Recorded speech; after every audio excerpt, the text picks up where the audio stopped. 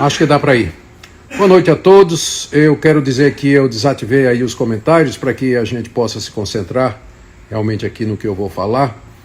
Mas vocês podem fazer perguntas, né? Se você der uma olhadinha aí na parte baixa da sua tela, você vai ver aí uma caixinha com, na verdade, uma espécie de um balãozinho, né? Com uma interrogação, onde você pode escrever a sua pergunta, né? Eu não vou ter tempo de, naturalmente, responder todas as perguntas que aparecerão, mas eu quero tentar responder algumas. Então, eu queria começar dando uma geral a respeito do que é essa live e do que é que ela trata. Antes, eu preciso fazer uma ressalva. Eu vou dizer minhas fontes, né? Já que eu não estou em Asbury.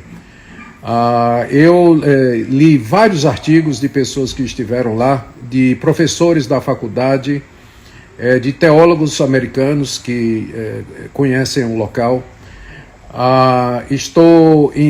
Passei a tarde em contato com um pastor que é amigo meu, que está acompanhando ao vivo o que está acontecendo lá e que ele me deu informações preciosas sobre o que de fato vai estar rolando por lá. E eu próprio também assisti o culto, né, a pregação que deu início no dia 8 ao movimento, e também assisti uma parte do que está acontecendo ao vivo. Então, embora eu não esteja lá, o que seria uma vantagem muito grande, entretanto, eu creio que temos informações suficientes, não para exercer um julgamento, é claro, isso não é o objetivo, mas pelo menos dizer em que o que está acontecendo em Asbury se parece com aquilo que a gente chama de avivamento e os exemplos de avivamento histórico que a gente tem aí registrado, né? Então eu queria fazer essa ressalva. Essas são minhas fontes e eu creio que elas são suficientes para a gente não dar um veredito, né? Um veredito dizendo assim, isso é coisa de Deus ou isso não é coisa de Deus. Mas pelo menos dizer o que é que parece, tá bom? Essa é a minha intenção aqui.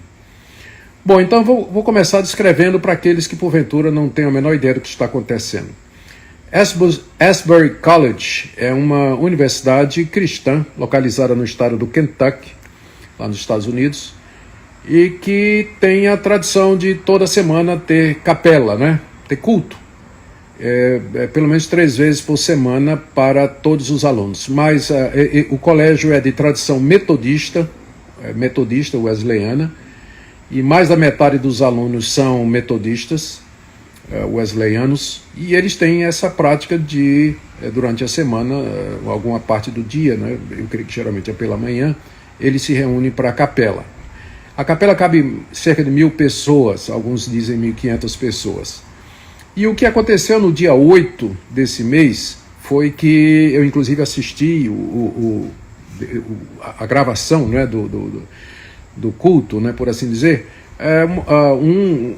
O preletor, o pregador, não sei exatamente o que ele era, não sei se era um estudante ou um professor, ele falou, era um sermão despretensioso em Romanos 12, e quando ele terminou, ele convidou as pessoas para virem à frente orar, como é o costume lá, e aí as pessoas começaram a orar e não pararam de orar até agora, né? Então já são 7 dias de oração constante. Não é o mesmo grupo, né? Muita gente saiu, outras pessoas chegaram. Atualmente o local está sendo visitado por pessoas, inclusive de outros países, né? Muita gente dos Estados Unidos e de outros países também. Caravanas estão chegando e o testemunho unânime, né, das pessoas que têm falado, pelo menos daquelas que eu li o relato, é que de fato há um senso da presença de Deus muito grande ali, enquanto pessoas entram e saem, mas sempre tem gente, às vezes menos 30, 40 pessoas, e de repente está tudo lotado também, não é? Está tudo lotado.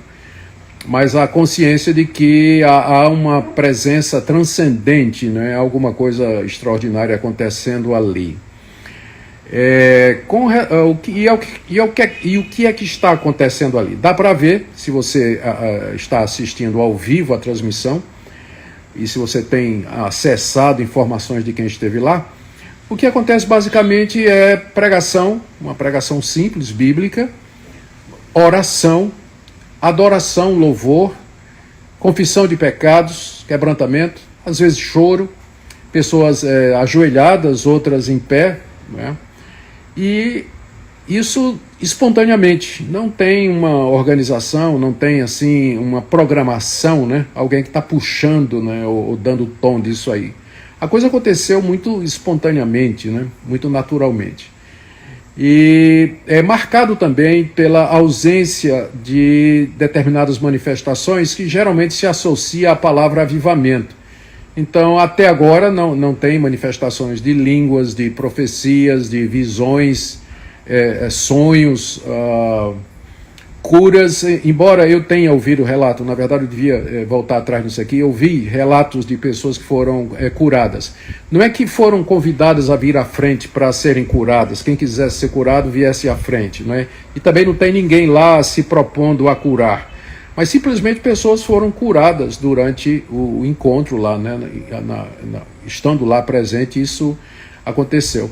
Que é o mesmo fenômeno que eu conheci quando estive na década de 80 na África do Sul, e eu estive no local de um reavivamento entre os Zulus na África do Sul, em Kwasisa-Bantu, e lá vi muitos relatos disso aí. As pessoas iam para a reunião, local da reunião, do avivamento, e não pediam isso, não iam em busca disso e voltavam curadas, pessoas aleijadas, cegas, pessoas com doenças graves e que foram curadas durante o culto, durante a pregação, né? Então, parece que alguma coisa do gênero está acontecendo ali, mas é muito discreto, né? Foi apenas uma pessoa que me informou sobre isso. Então, mas é marcado pela ausência dessas manifestações que geralmente o pessoal associa a avivamento, né? Não tem gente caindo no chão, gente se prostrando, gente gritando, dançando. Não, é tudo muito quieto, muito tranquilo. Aquele senso da presença de Deus, as pessoas confessando pecados e coisas dessa natureza. Então, não é a primeira vez que isso acontece no Asbury College.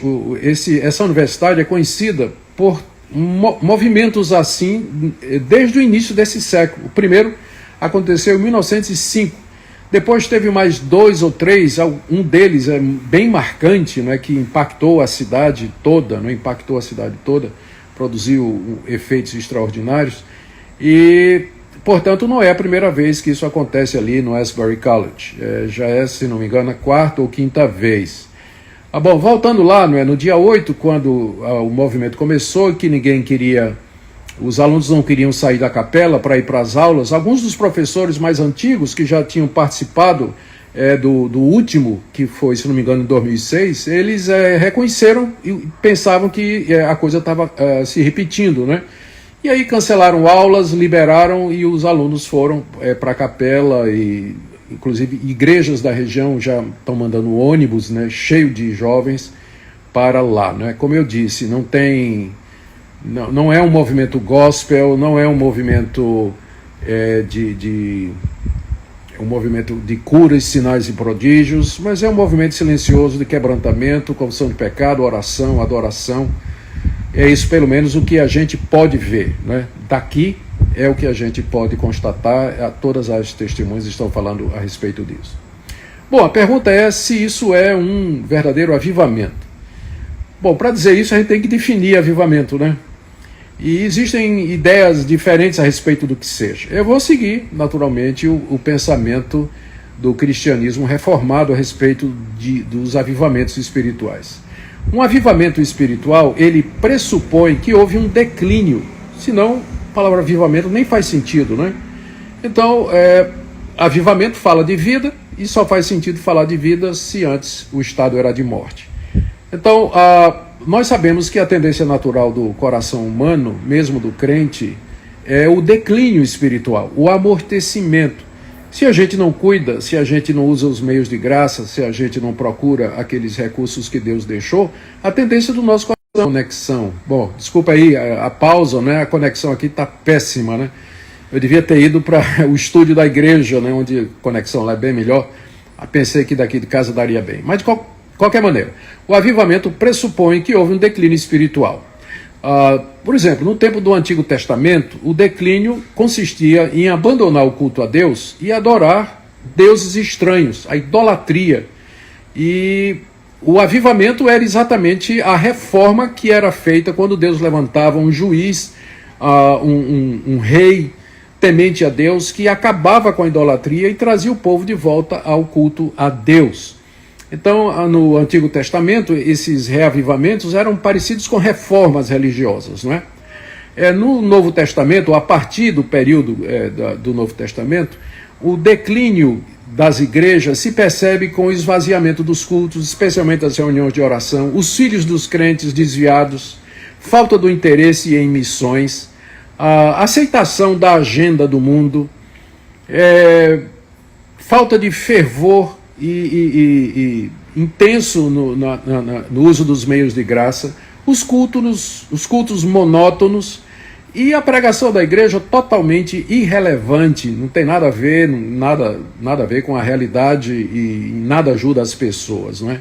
Então, quando isso acontece, e pode acontecer numa igreja, numa denominação, num país, numa cidade inteira, quando isso acontece, é preciso um reavivamento, um avivamento espiritual, que consiste em o Espírito Santo vir sobre aquela igreja, aqueles indivíduos, aquela denominação, aquela região ali, trazendo nova vida, uma consciência da presença de Deus tão grande que os crentes começam a ver os seus pecados à luz da sua verdadeira gravidade.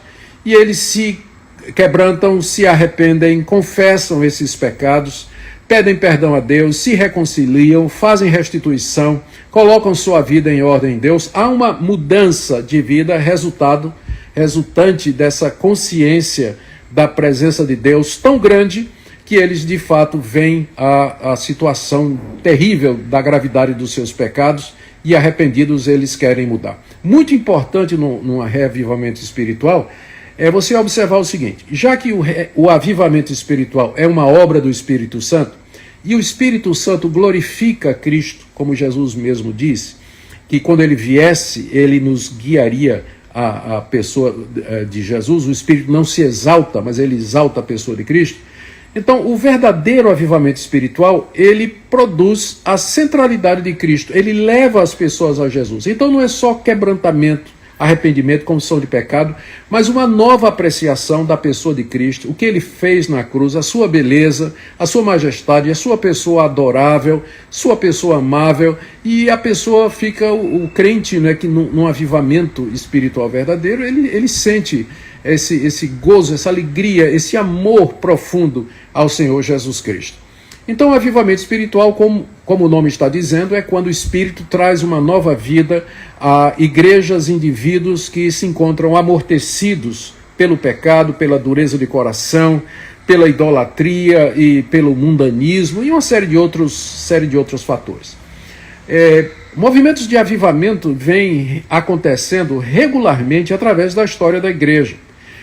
Eu considero a Reforma Protestante talvez o maior de todos os reavivamentos espirituais desde o tempo dos apóstolos, porque consistiu no retorno à palavra de Deus, na exaltação da pessoa de Cristo, na simplicidade do culto, no quebrantamento, no arrependimento, mudança de vida, mudou continentes.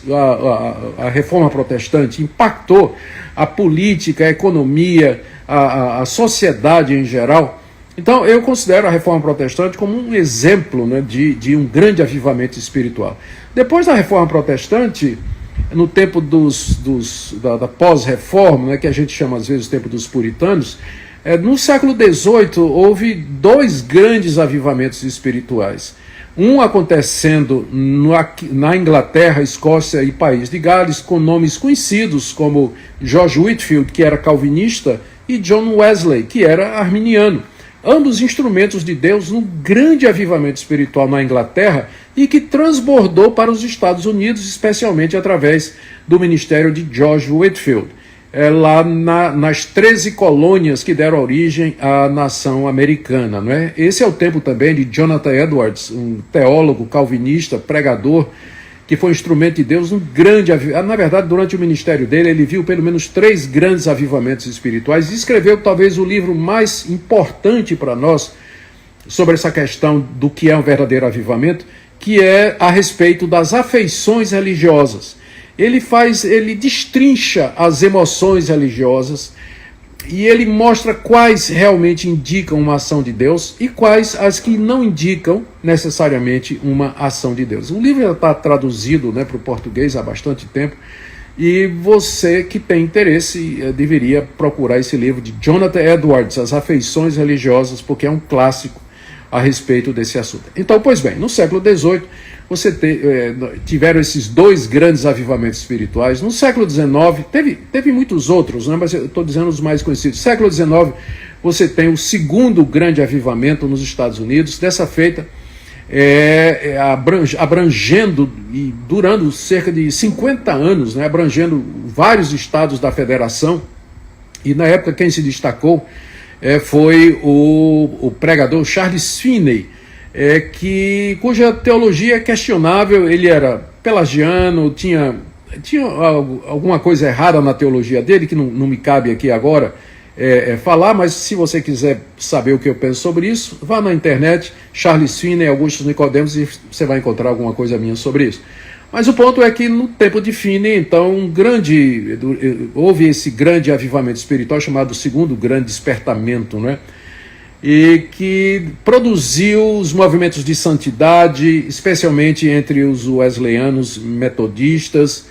E daí, no século XX, você tem grandes avivamentos, como, por exemplo, o que aconteceu no início do século XX na Coreia, na cidade de Pyongyang. Na época, as Coreias estavam unificadas, não tinha essa divisão de Coreia do Norte e Coreia do Sul, e tudo começou com a reunião de oração de homens presbiterianos, né? Pois é, para quem acha que presbiteriano não sabe o que é avivamento, né? E começou lá na cidade de Pyongyang, 1000 homens orando, e de repente houve confissão de pecados, arrependimento. Eu prefaciei um livro intitulado O Pentecostes Coreano, onde você pode ler a respeito desse avivamento espiritual que produziu a conversão de milhares de coreanos, a ponto de que a igreja presbiteriana durante muito tempo foi a maior igreja evangélica da Coreia, não é? Hoje eu creio que ela já perdeu essa posição, mas isso não importa. O que importa é que Cristo seja pregado. Também avivamentos foram relatados na China no século XX, não é? E na China talvez tenha mais do que a gente pensa, porque o Partido Comunista não permite a liberação de informações, né, a respeito do Estado religioso. Então é possível até de que a igreja na China seja maior do que nos Estados Unidos. E nós não sabemos, né?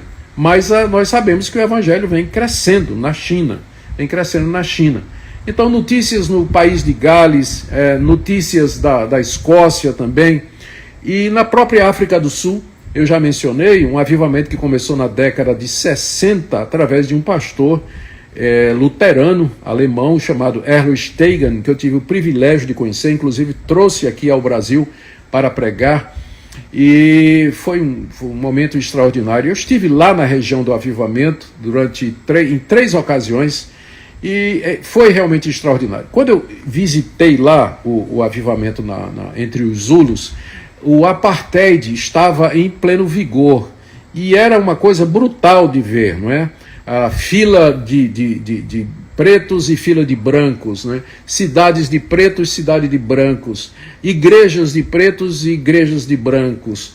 E lá na região do avivamento havia um templo para 10.000 pessoas lá, né? Reuniões extraordinárias, né? Coisas assim, está na própria presença de Deus quase. Foi lá que eu vi, na África do Sul, a remoção do racismo e de toda a animosidade, pretos e brancos adorando juntos, na mesma fila para o almoço, conversando como irmãos, sem qualquer restrição, sem nada, não é? Porque a gente sabe que esses problemas, eles têm origem no coração. E o avivamento mesmo, a obra genuína do Espírito Santo, tende a ir lá na raiz do problema e mudar e transformar o coração das pessoas. Então, historicamente, nós poderíamos apontar para diversos movimentos que nós chamaríamos de despertamento espiritual ou reavivamento espiritual. E aí, naturalmente, né, vem a pergunta, então, o que é que esses movimentos têm em comum, não é? O que é que caracterizaria alguma coisa como um verdadeiro avivamento espiritual? Eu diria a centralidade da palavra de Deus. Já falei sobre a centralidade da pessoa bendita do Senhor Jesus, consciência de pecado, arrependimento, confissão e mudança de vida, santidade.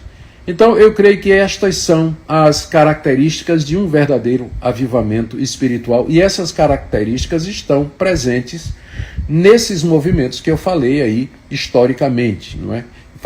Falei historicamente. Muito bem, e aí vem a pergunta, não é, se o que está acontecendo lá no Asbury College é alguma coisa que se encaixaria nessa definição de avivamento. Para aqueles irmãos que acham que avivamento tem a ver com línguas, sinais, prodígios e coisas do tipo, então o que está acontecendo lá não é um avivamento, porque não tem nada disso, por enquanto, acontecendo lá. Mas tem essas coisas aí que eu mencionei. A pregação da palavra, há arrependimento, há oração, a confissão de pecados, há testemunhos de pessoas dizendo que se converteram, e muita gente se convertendo e mudando de vida, né, dizendo isso. Então eu creio que é seguro a gente dizer que, pelas evidências até agora, o que está acontecendo em Asbury parece ser um avivamento genuíno, se comparado com os demais avivamentos históricos que já foram mencionados, porque lá se percebe essas coisas que eu acabei de mencionar. Pode ser emocionalismo? Claro. Não seria a primeira vez que pessoas confundem emocionalismo com uma obra genuína do Espírito Santo. E é compreensível, porque nós somos religiosos por natureza, nós somos feitos para andar com Deus, para adorar a Deus. Nós somos seres religiosos, nós vivemos coram Deo, diante de Deus, quer creiamos nele ou não. Então há uma tendência, o coração humano ele pode produzir emoções religiosas sem que isso seja uma obra do Espírito Santo.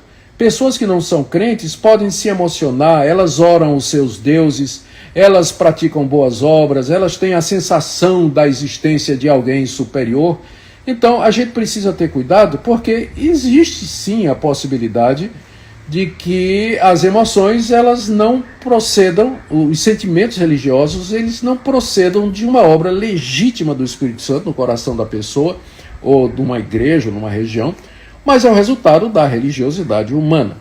E aí a pergunta, não é, como então a gente pode saber? Eu creio que a resposta está naquilo que Jesus disse, né? Pelo fruto conhecereis. Já que uma das características principais do avivamento espiritual é a santificação, é a mudança de vida, e a mudança de vida só pode ser percebida e aferida com algum tempo, eu creio que a resposta definitiva a essa questão, se o que está acontecendo em Asbury é realmente um avivamento da mesma categoria dos reavivamentos espirituais, do segundo grande avivamento na Inglaterra, avivamento nas 13 colônias e tudo mais, só o tempo vai poder dizer. Nós esperamos, né, na expectativa, com muita alegria, que esse fruto apareça, porque até agora todos os sinais apontam para que se trate de um verdadeiro mover do Espírito de Deus, mudando o coração, transformando vidas, trazendo glória para a pessoa do Senhor Jesus Cristo e assim avançando o reino de Deus no mundo. Alguém me perguntou, se alguém comentou que poderia ser uma catarse coletiva, né?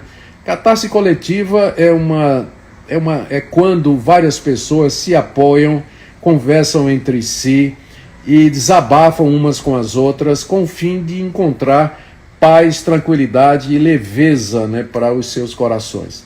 Eu não acho que o que está acontecendo lá é uma catástrofe coletiva, né, algo só de natureza emocional. Eu creio que primariamente é alguma coisa de natureza espiritual. As pessoas estão lá buscando reconciliação com Deus e reconciliação com o próximo. O resultado disso é leveza de alma, é paz, é alegria, é êxtase, é júbilo, e que você pode chamar, se quiser, de catástrofe, mas em si, eu não creio que é um fenômeno apenas psicológico, pelos sinais que eu já demonstrei e que eu já vi aqui.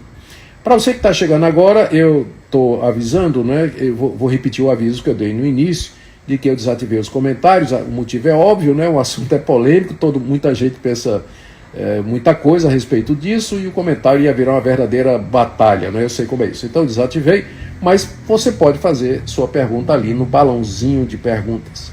E agora eu vou tentar começar a responder algumas perguntas, porque eu não queria me demorar muito, né? Não queria me demorar muito aqui nessa noite. Então vamos ver algumas perguntas aqui.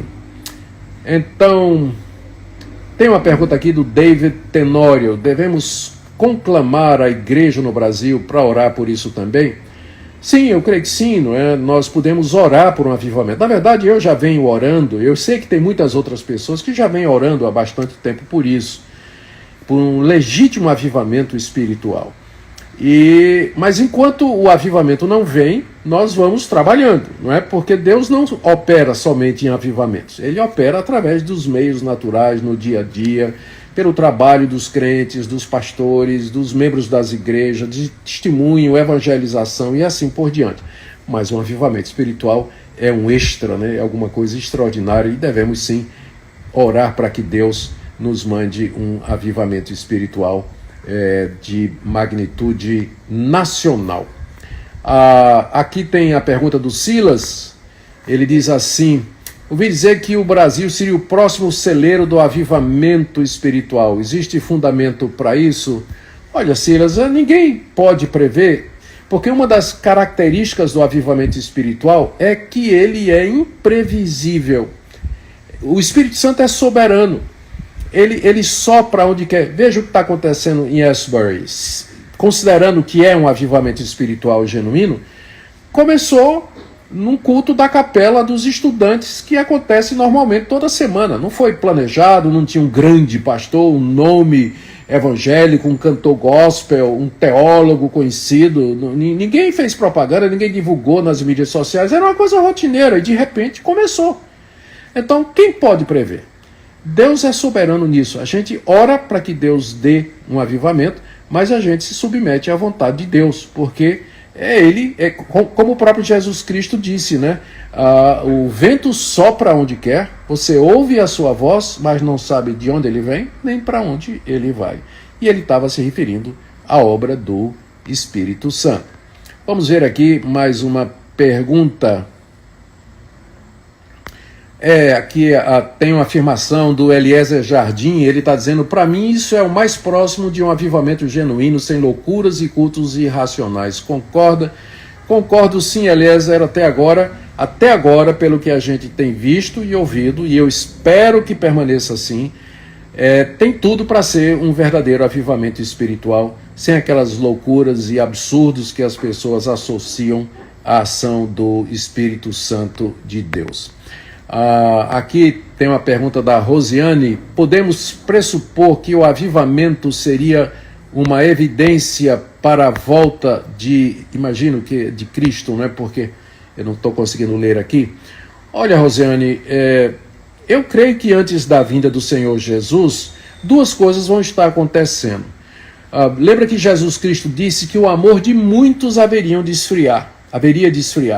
Então é o oposto de um avivamento. Então eu creio na apostasia. Antes da vinda de Cristo, a igreja, uma grande parte da igreja vai apostatar, vai abandonar a verdadeira fé, vai esfriar no amor. Mas também Jesus disse que o evangelho seria pregado em todo o mundo, o que pressupõe uma igreja avivada. Então você vai ter as duas coisas: uma parte da cristandade apóstata e uma parte avivada pregando o evangelho. Então, avivamentos espirituais, eles apontam para a futura vinda do Senhor Jesus Cristo, mas nós não podemos usá-los para marcar data, dizer assim: olha, está tendo um grande avivamento lá em Asbury, então Jesus vai voltar logo. Nós não podemos fazer isso, não é? Nós não sabemos quantos avivamentos ainda o Senhor vai nos dar até a vinda dele, tá bem? Eu estou tentando aqui ver uma outra pergunta, mas está complicado aqui. Achei aqui. Vocês me perdoem, nem sempre eu consigo acertar. Tenho aqui uma pergunta da Raquel Gomes: só poderemos atestar que é um avivamento após alguns anos? Eu não diria alguns anos, né? Apesar de que eu sou um leitor da história dos avivamentos, e eu já li que em vários dos avivamentos, as pessoas que estavam passando pelo avivamento não percebiam que era um avivamento espiritual. Só perceberam que era um avivamento espiritual depois. E mesmo assim, porque pessoas de fora disseram, olha, isso que está acontecendo com vocês é um avivamento espiritual. Então, eu não diria que é uma questão de anos, né? Mas eu diria que algum tempo, né? Eu não queria também colocar um prazo tão extenso que significaria dizer que o avivamento é uma coisa imperceptível e que você não pode avaliar, não é? E isso não é verdade. O avivamento espiritual produz conversões duradouras, transformação de vida, crescimento do evangelho e assim por diante. E a gente pode aferir essas coisas dentro de um tempo razoável, né? Não precisa ser assim muitos anos, né? Mas eu creio que dentro de um tempo razoável dá para perceber se a coisa realmente era de Deus ou não. Pegar aqui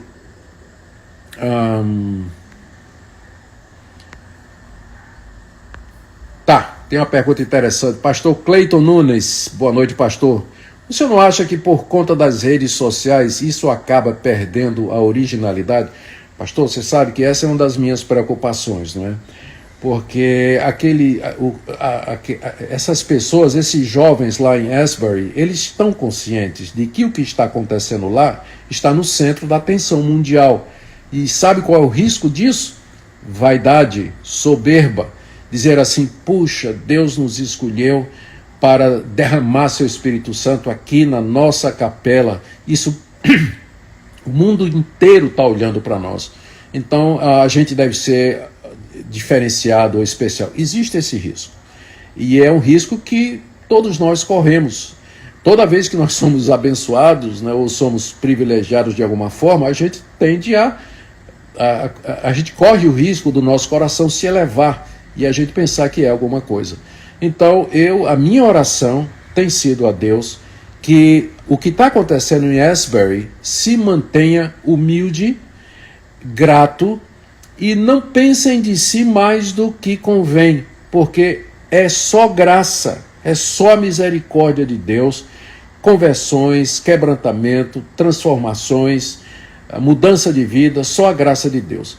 Então, nós devíamos orar por aqueles jovens para que Deus desse humildade, reconhecimento da soberania de Deus e da graça de Deus, e para que eles continuassem na simplicidade do que está acontecendo até agora. Se você assistir a transmissão ao vivo, né, dos cultos, você vai ver que é algo extremamente simples, não é?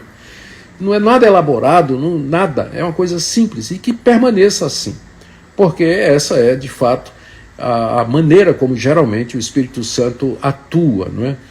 Nos corações, quebrantando, mudando e transformando. Vamos ver aqui mais uma pergunta. Né? É brincadeira, né? Rafael Souza, jogar na Mega Sena é pecado. Ô, Rafael, a gente tá falando de outra coisa aqui, rapaz. Aqui tem uma pergunta da Lígia Oru. Por que tantos de nós estamos questionando a autenticidade da obra do Espírito Santo? Somos incrédulos? Não seria mais fácil reconhecê-lo? Ô Lígia, veja só, se só houvesse o Espírito Santo no mundo, então seria realmente incredulidade e ofender a Deus a gente tentar avaliar se o que está acontecendo é dele.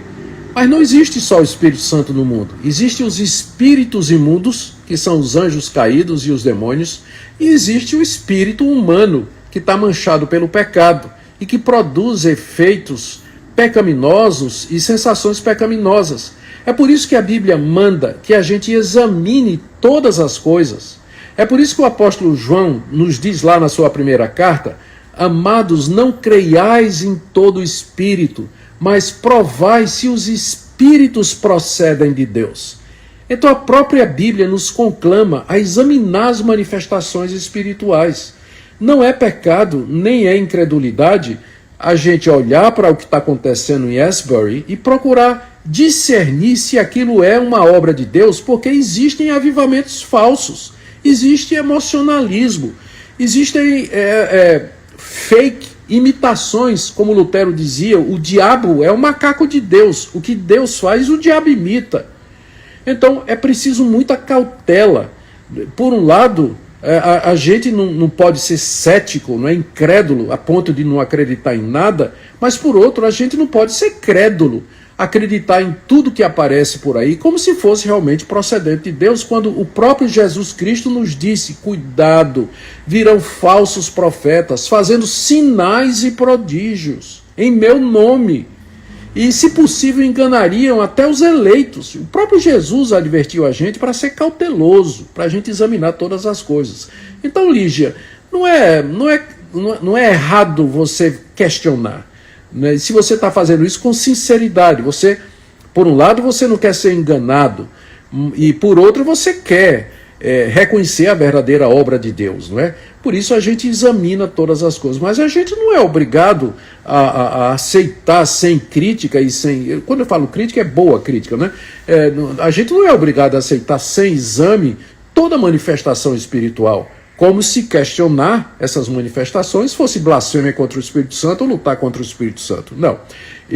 Eu, por exemplo, né, eu tenho examinado o que é que está acontecendo em Asbury, e a avaliação que eu faço até agora é que as evidências todas apontam para uma legítima obra do Espírito Santo de Deus. E que se essa avaliação está correta, nós veremos os frutos disso mais adiante, não sei quanto tempo, mas mais adiante os frutos permanecerão. E serão frutos verdadeiros de vidas mudadas e vidas transformadas, ok? Deixa eu ver aqui mais alguma pergunta. Tem muitas perguntas aqui, gente. Obrigado.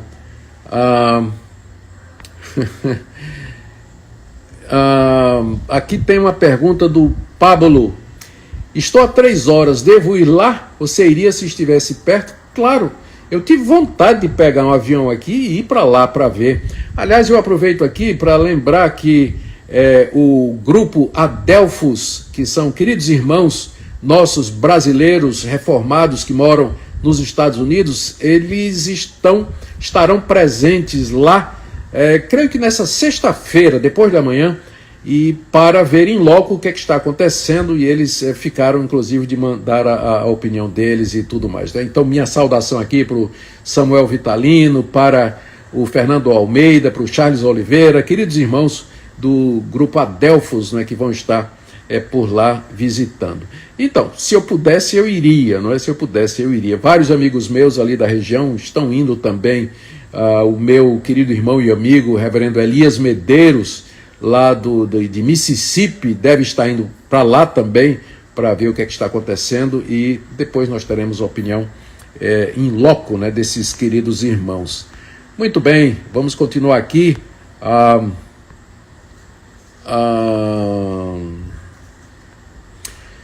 Tem uma pergunta aqui que o Eric de Almeida Freitas mencionou aqui que nos Estados Unidos houve o avivamento na Rua Azusa, e que foi um movimento que deu origem ao movimento pentecostal, não é?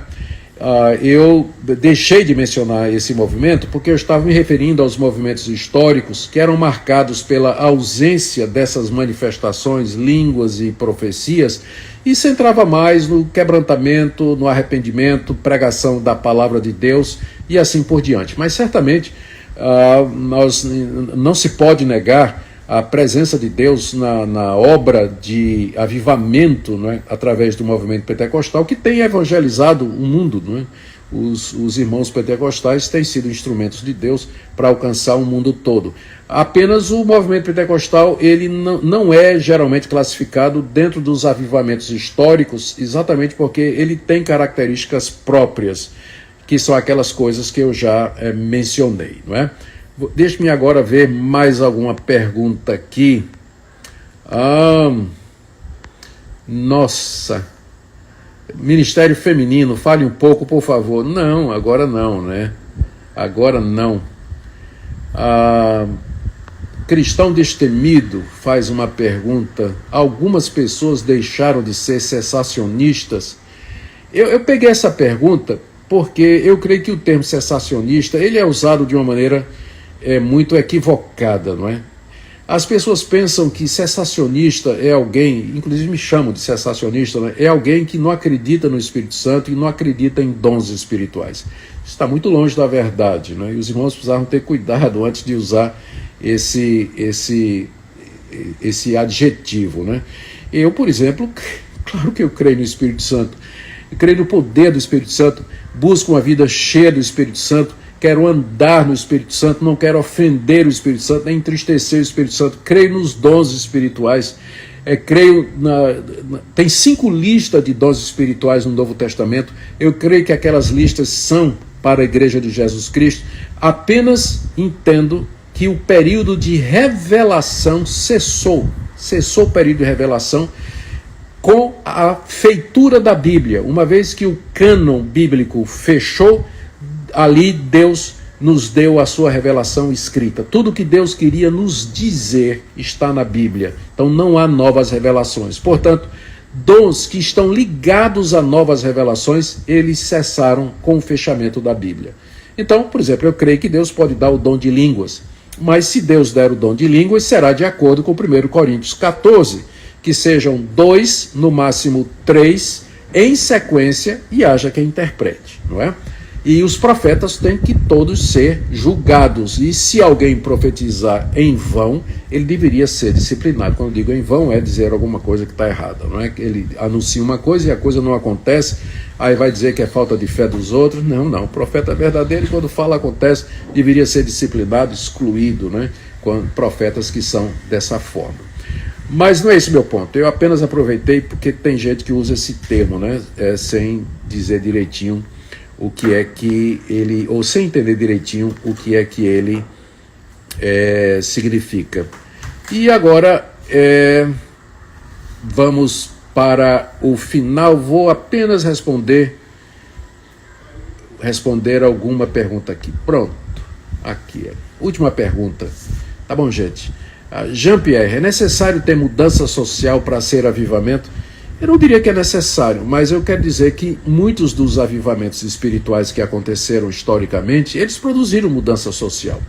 Pega, por exemplo, a Reforma Protestante, que eu já disse que, na minha opinião, é o maior avivamento já acontecido depois do período dos apóstolos. Houve mudanças sociais profundas na Europa, na cidade de Genebra, onde Calvino ministrava. O primeiro hospital geral da Europa foi lá em Genebra, com atendimento gratuito para os pobres e necessitados. A primeira escola primária para meninos e meninas foi lá em Genebra, sob a liderança de João Calvino. Martinho Lutero lutou pela implantação da educação para crianças, pela abertura de escolas. Ele escreveu cartas para os príncipes da Alemanha, pedindo que eles abrissem escolas para a educação de todo o povo. Então, todo avivamento espiritual, porque ele muda o coração das pessoas, ele vai mudar o coração também de juízes, governadores, senadores, políticos, educadores, não vai? Ele muda. Porque essas pessoas se convertem durante um avivamento espiritual. E, naturalmente, eles vão levar para o trabalho deles essa nova visão de mundo, a cosmovisão espiritual cristã. E que vai, então, ao longo prazo, impactar a sociedade de diversas maneiras. Então, isso aconteceu no passado, né? O grande avivamento nas 13 colônias que deram origem aos Estados Unidos provocou mudanças e impulsionou a matriz desse país, né, que é os Estados Unidos da América, que durante muito tempo eu creio que ainda é o maior país evangélico do mundo, né? Talvez perdendo para a China, né, como eu já mencionei. Então não é que, às vezes o avivamento ele é localizado. Eu vou contar aqui uma experiência pessoal minha e com isso eu vou terminar, não é? Uma vez eu fui pregar numa igreja e aqui na cidade de Recife, isso faz alguns anos já, e era aniversário da igreja, eu tinha que pregar sábado à noite, domingo de manhã, domingo à noite. Preguei sábado à noite, preguei domingo de manhã, domingo à tarde eu fiquei doente, fiquei gripado. Pensei em dizer para o pastor, olha pastor, eu não vou hoje à noite, que eu não estou em condições, mas eu pensei, é só mais um pouco, né? E aí termina, fecha o meu compromisso. Aí eu fui, não tive nem tempo de preparar o sermão,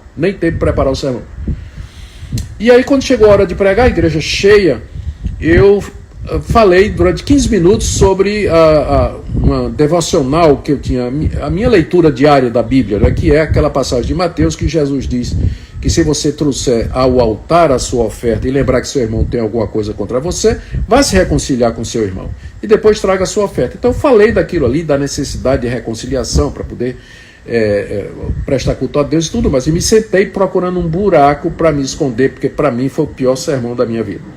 Aí o pastor da igreja se levantou para terminar o culto, quando alguém levantou a mão lá no meio da igreja. Gente, numa igreja presbiteriana, isso é inusitado, né?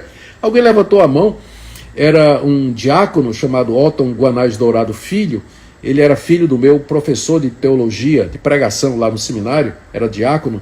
Ele pediu a palavra e veio até o púlpito, pegou o microfone, virou-se para o pastor da igreja e disse: pastor, eu quero pedir perdão ao senhor, porque eu venho falando mal do senhor pelas costas. O pastor ficou surpreso e pediu perdão, aceitou o pedido de perdão. Quando outra mão se levantou, eu estava vendo isso lá de cima, né? Outra mão se levantou, era uma moça.